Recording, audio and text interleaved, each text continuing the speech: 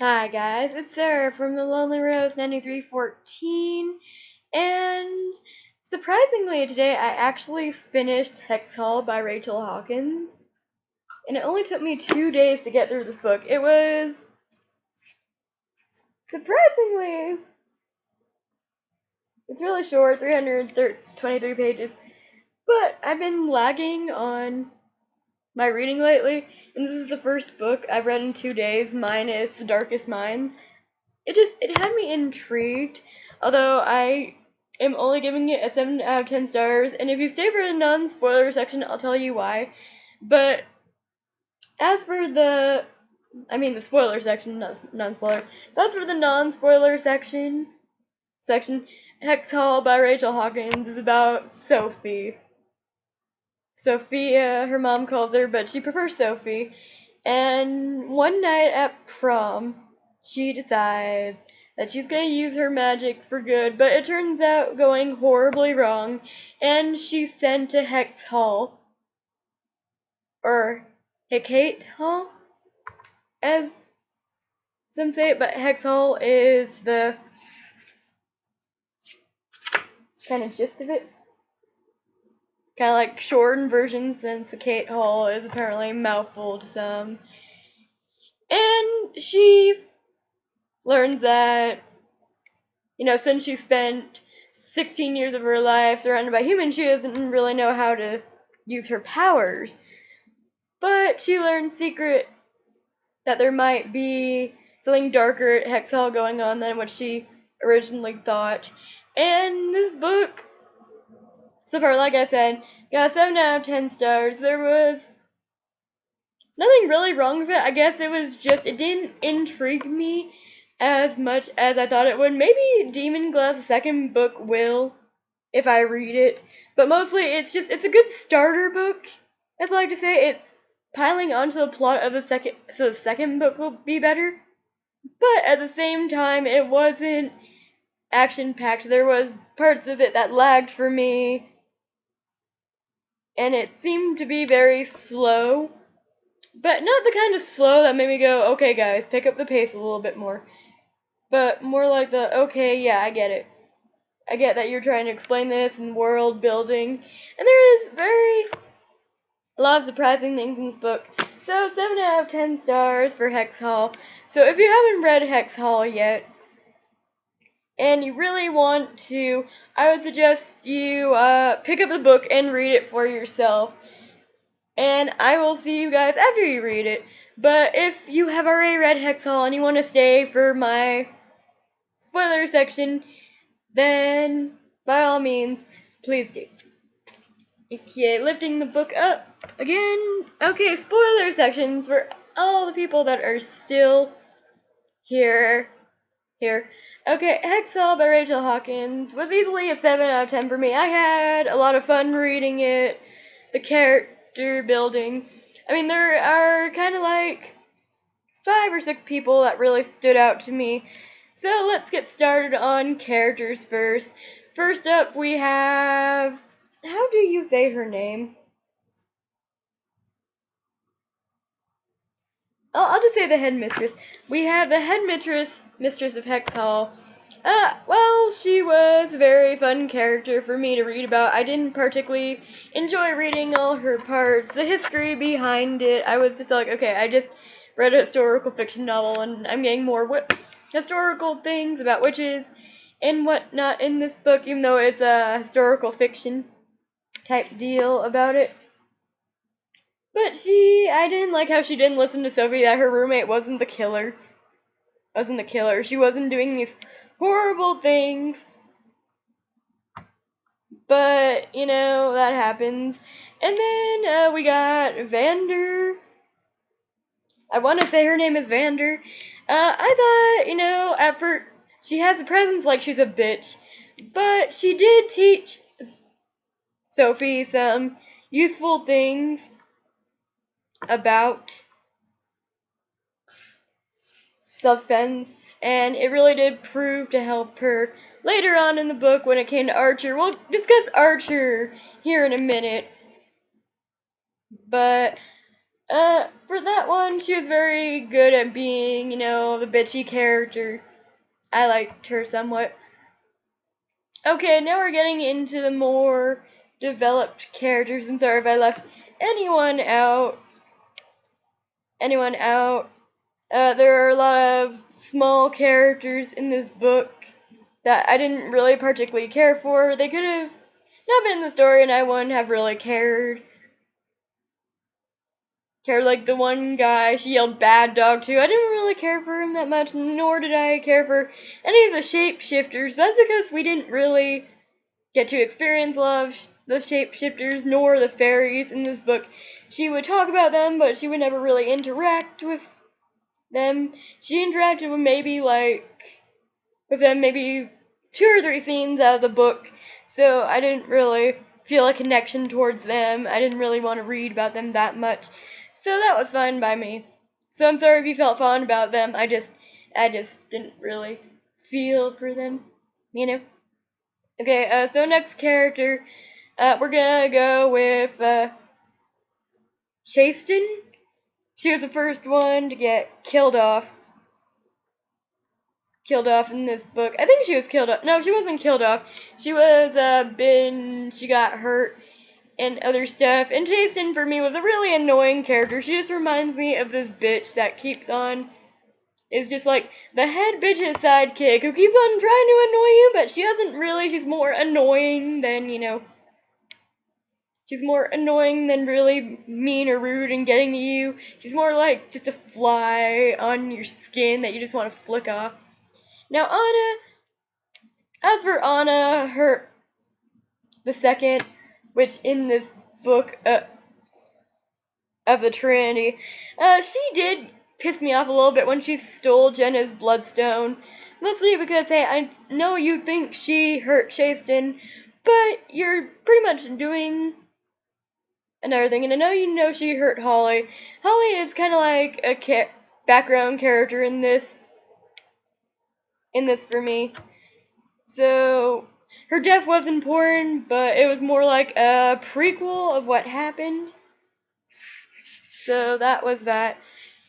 And then we're gonna talk about the next one in the Trinity, which is, well, actually, no, I don't think we should get to her just yet, since she was a little bit more of an important character towards the end. We'll talk about Jenna.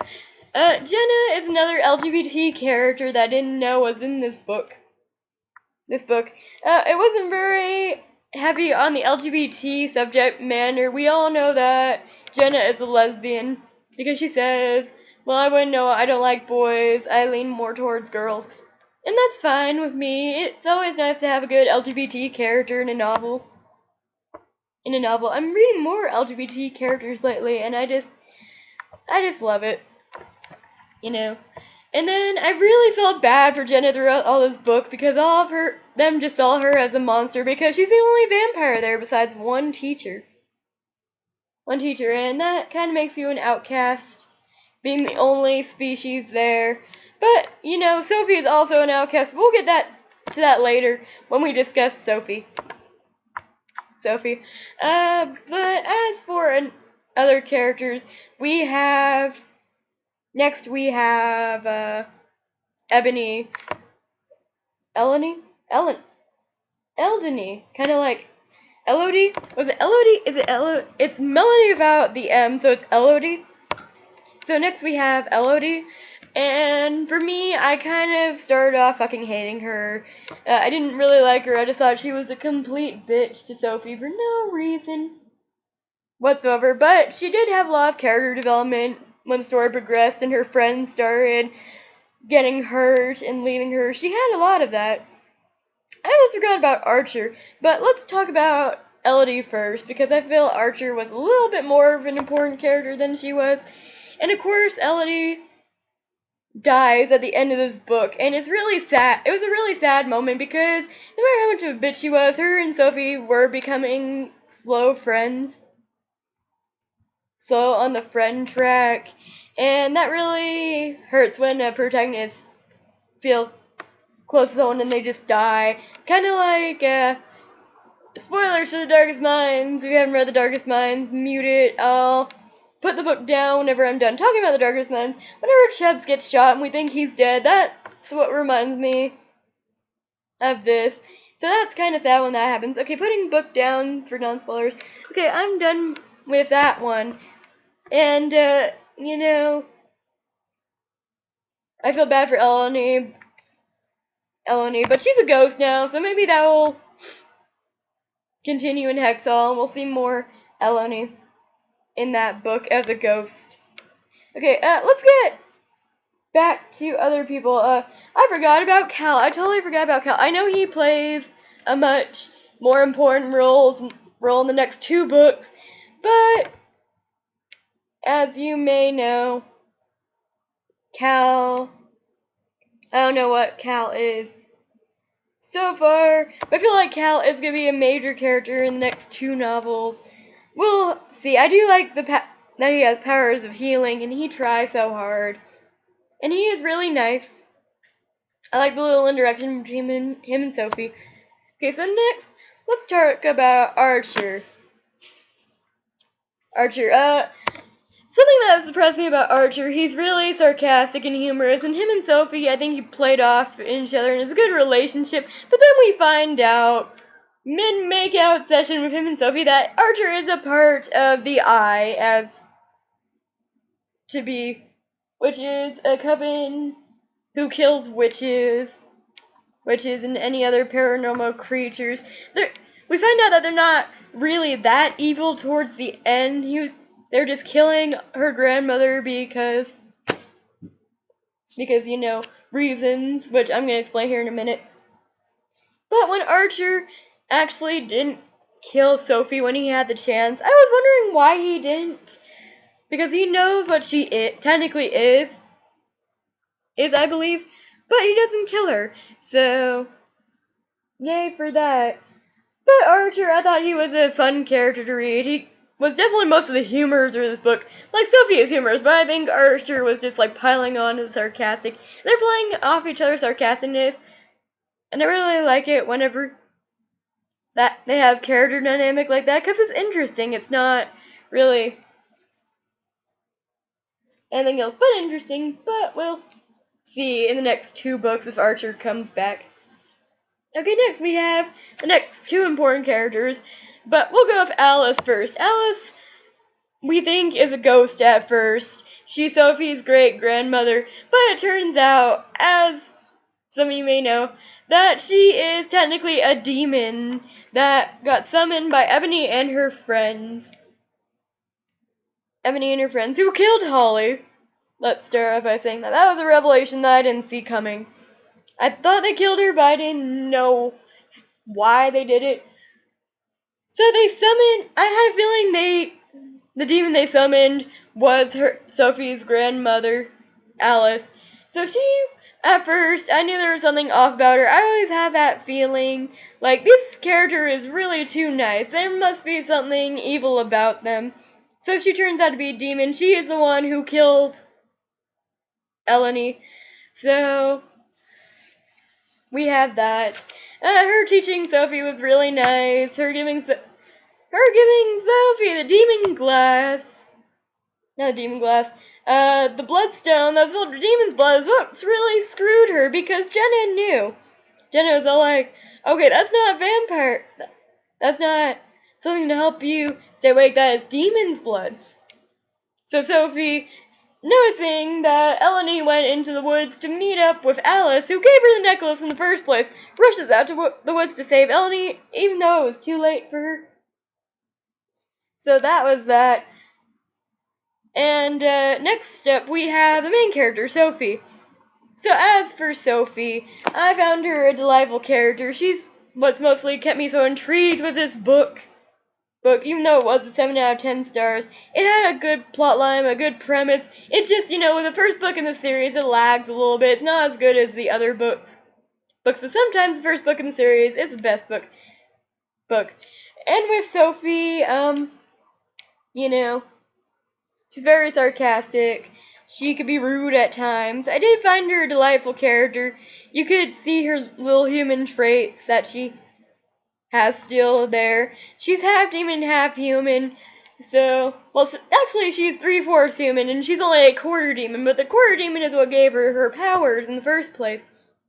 And she's very powerful witch, and, well, very powerful demon, I should say. She's not really a witch. Which would say she has witch powers of a demon that can come across as a witch, but she's technically a demon. So I felt sorry for Sophie that she's this very sarcastic person, but I could tell that her sarcasm probably comes from the fact that she doesn't know who the fuck she is. I mean, she's never met her dad. Her mom didn't really appreciate anything. I don't even think her mom knows that her dad's a demon, because it's easier to say, hey, I'm a witch, and not freak someone out than going, hey, I'm a demon, and everyone go like, okay, fuck you. And that's what this is. I liked that a lot. I liked the twist. I didn't see that one coming. I didn't see her actually being a demon. I didn't see that coming. So let's get on to the other subject. What I didn't like about this book. What I didn't like about this book was, of course, it's a starter novel, so of course it lags a little bit, but I didn't like how much it lagged in some parts. I didn't really like that there was a bunch of little tiny characters that I didn't really give a shit about. I like depth to characters. I like how steady they could be and how you give them depth. With these, there were only like 7 characters I really gave a shit about, and the rest of them didn't really care about. If they died, oh well. I didn't really care for them. But for this book, I think that's the only thing I didn't like about it, actually. I didn't like the fact that Archer was a part of the Eye, and I don't know if he was just playing Sophie and Eleni, or if he really did feel attracted to them. Eleni, a bimbo witch, I could tell that maybe he was trying to get revenge on her because she did kill Holly. Because that's understandable. What I didn't get is why he would go after Sophie. I think he really did have an attraction to her, but kind of got ruined. Ruined by the fact that he's part of the Eye, someone who's trying to kill them. Kill supernatural creatures. So that was that. And, things I didn't like that it turns out that Eleni was the one who killed Holly. I didn't want to believe that her and her friends were that evil, but technically they were. And I hate that I felt bad for Eleni in the end of this book, but, shit happens. What I did like about this book another thing that I didn't like about this book, I totally forgot, is how much similar it reminds me to Harry Potter. I don't know why the fuck it reminds me of Harry Potter. Maybe it's just the witch premise. Maybe it's the fact that it's new school. Like, at the beginning of it totally reminded me of Harry Potter. With the new school and her not knowing that she's a... Well, she knows that she's a witch. The only difference was she knew that she was a witch. But the whole, I'm a demon. She didn't know she was a demon. So I have a feeling they had very similar things to Harry Potter. They even make a couple Harry Potter references in this, I believe. I mean, she does mention Hagrid in this book. So I think the person who wrote this is a fan of Harry Potter, but it's different from Harry Potter, yes, and I'm not gonna, say, oh, it's exactly like Harry Potter, because it's not obviously like exactly like Harry Potter, but I do see the similarities between this and Harry Potter.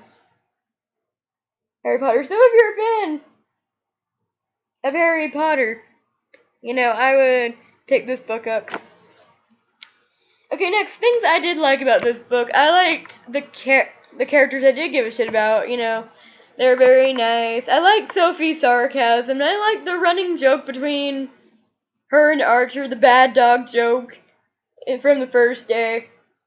I mean, this book really did give me a lot of chuckles. I laughed at it, and I like a funny book, And I could tell that Rachel Hawkins writes this laugh-out-loud comedies, where the subject matter is serious, but you have a little comic relief in there. And I like that about books, because you need comic relief in some books, or else they're just too serious for you.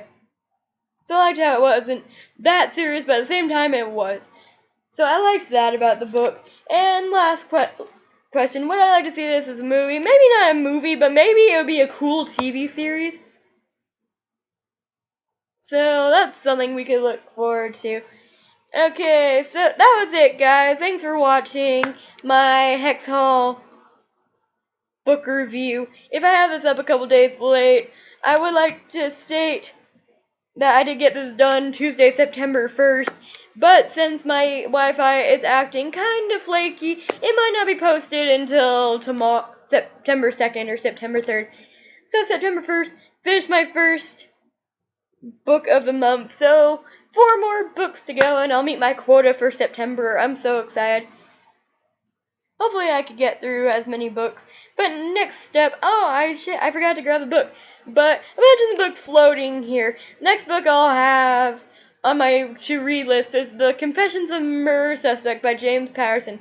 Now this book, I won't lie, I'll probably lag on reading. It'll probably take me a week or 2 weeks to read it. But I'll try to power through it so I could read my next book, which is Red Queen, which my roommate has read, and hopefully I could do one of her. She does have a hectic school and work schedule, so hopefully we can work that out, and we can enjoy that book together and reminisce about it. So that's that, guys. Thanks for watching. I'll see you later. Bye!